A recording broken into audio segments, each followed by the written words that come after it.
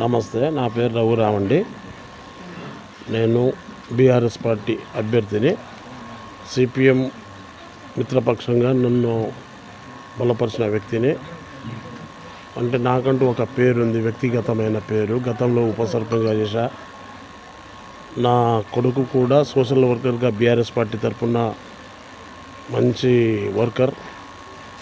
అవన్నీ కలిసి నన్ను ఈ గ్రామ సర్పంచ్గా ఎన్నుకోవడానికి ముందుకు వచ్చారు.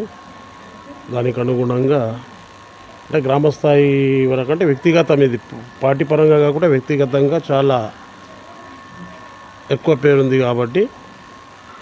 ఇంకోటి గ్రామస్థాయిలో జరిగేది ఏముంటుంది, ఈరోజు సిసి రోడ్లే కానీ, డ్రైనేజీలే కానీ, వీధి దీపాలే కానీ, మురికి వాడలే కానీ, ఇలాంటివి గవర్నమెంట్ ద్వారా వచ్చే పథకాలే కానీ దాన్ని అభివృద్ధి పదంలో నడిపించడానికి మనం ముందుకెళ్తామన్న ఉద్దేశంతో మనకంటూ ఒక పేరుంది. దానికి జనం కూడా మనకు ప్రత్యేకంగా ఒక గుర్తింపు ఇచ్చారు.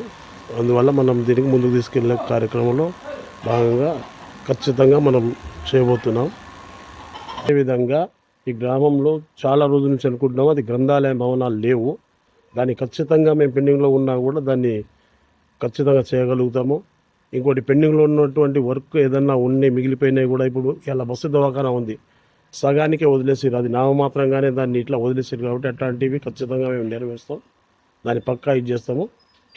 ఇంకోటి విద్యార్థి విద్యార్థి సంఘం విద్యార్థులు చాలామంది ఉంటారు కాబట్టి వాళ్ళకి అవసరమైన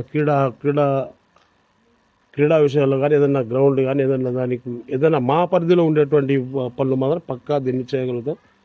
అందుకనే దయచేసి మీ అమూల్యమైన ఓటును నాకు వేసి గెలిపించగలరని. మీ రఘురామ్. నా యొక్క గుర్తు ఉంగరం గుర్తుకే మీ ఓటు.